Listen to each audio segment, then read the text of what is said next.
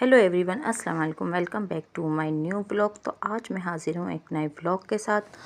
तो यहाँ जैसे कि हमारा बस 20वां रोज़ा हो गया है और उसके बाद देखें कितनी जल्दी हमारे रोज़े चले गए हैं। कल 21वां रोज़ा भी हम लोगों का लग जाएगा और आज लोग इत्तिकाफ़ में बैठ गए हैं। तो जो लोग इत्तिकाफ़ में बैठे हैं सबसे पहले उनको मेरी तरफ़ से इत्तिकाफ़ मुबारक और उनकी फ़ैमिली को मुबारक। तो अल्लाह ताला देखें हम लोगों में ख़ुद ही हर चीज़ के सब्र डाल देता है। और ज़्यादातर रमज़ान के महीने में कि देखें एक ये नहीं होता है कि एक भूख प्यास हर चीज़ में सब्र डाल देता है कि हर चीज़ के हवाले से। तो यहाँ बस मैं सो के उठी थी तो मैंने देखा नहीं था, तो मेरे हस्बैंड फ्रूट्स ले आए थे। उसके बाद मैंने बस फ्रूट्स उठाए टेबल पे रखे। तो बस आज मैं नमाज़ पढ़ने के फ़ौरन बाद अपनी रेसिपी स्टार्ट करने लग गई थी। तो आज मुझे बनाना था कीमा आलू।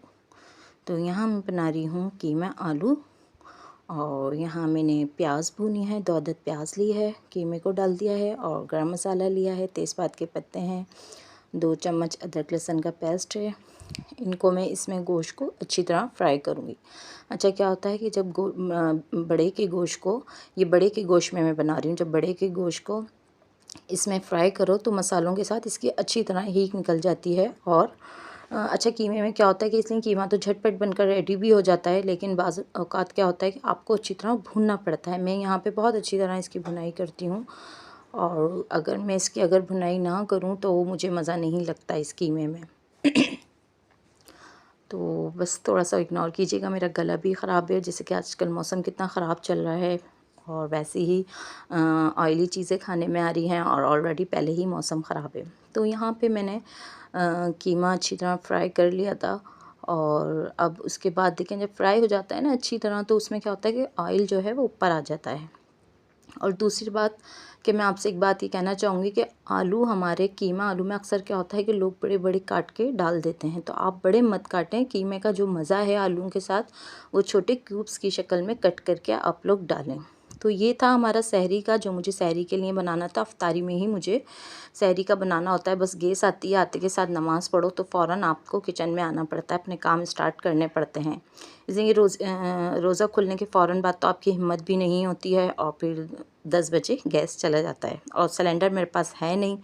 तो मैं कोशिश यही करती हूँ कि मैं जितना हो गैस आए तो मैं अपना काम करूँ। फिर मुझे अफ्तारी में आज बनाना था कस्टर्ड, जो कि बस बच्चे और हस्बैंड पसंद करते हैं।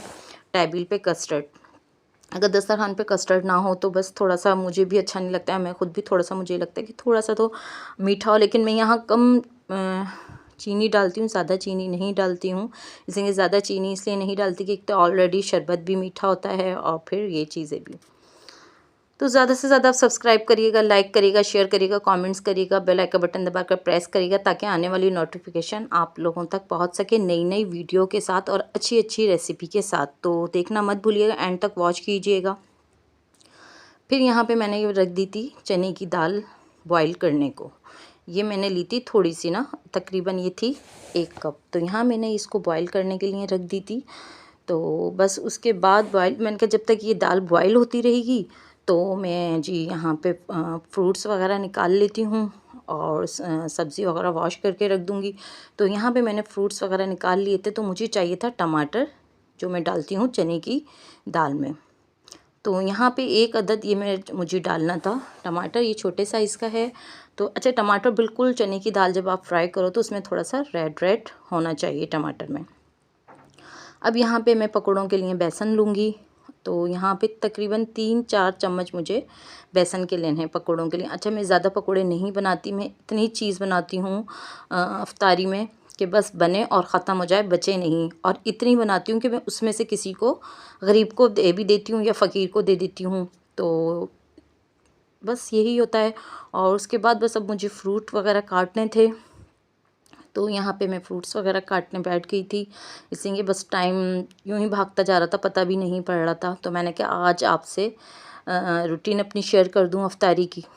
तो यहाँ पे बस मुझे फ्रूट्स वगैरह काटने थे। फ्रूट्स में खरबूजा और केले, अमरूद, ये तो मस्ट होते हैं मेरी फ्रूट चाट में ना। इसीलिए मुझे जब तक कि अगर अमरूद ना हो फ्रूट चाट में तो मुझे ख़ुद को फ्रूट चाट मज़ा नहीं करती है। बस फिर उसके बाद बस टाइम हो रहा था तो थोड़ा थोड़ा मैंने कहा कि सामान निकाल के मैं पास रख दूँ, ऐसा ना हो कि मैं कुछ भूल जाऊँ। ऐसा होता है कि जब जैसे ही इफ्तारी का बस टाइम आ रहा होता है तो आपके पास टाइम नहीं होता, बस आप ऐसा लग रहा है जैसे भाग रहे होते हो, कोई चीज़ ना रह जाए।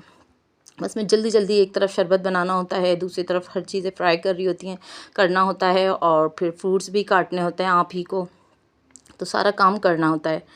तो बस यहाँ पे ये रोल समोसे जो है पट्टियाँ बना के रखी थी, सारी फिलिंग्स करी हुई थी, इसमें वेजिटेबल्स भी हैं इसमें, और ये मैक्रोनी के हैं।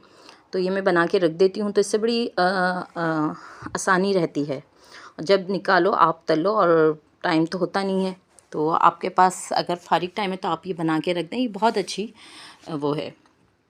तो यहाँ पे बस मैं चने की दाल बना रही थी, और यहाँ मैंने एक छोटे साइज़ की प्याज भी ली थी, वो मैंने इसमें डाल दी थी। अच्छा, मुझे प्याज चाहे छोले हों या चने की दाल हो, मुझे प्याज बड़े मज़े की लगती है। ये ना हो इन चीज़ों में तो मुझे रेसिपी किसी भी चीज़ की मज़ा नहीं करती है।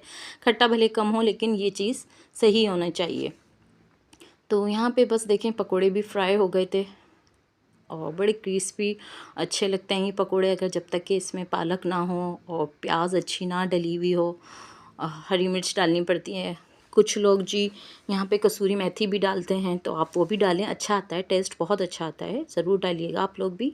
और तो ये देखिए हमारी बस अफ्तारी में बस मुझे थोड़े से ही बनानी पड़ती है, इसलिए कि कुछ बच्चे नानी के यहाँ गए हुए थे, तो हम बस 2 से 3 अफराद थे, तो उस लिहाज से मैंने अफ्तारी मैंने सोचा आपसे आज शेयर कर दी जाए। ओके, अल्लाह हाफिज़।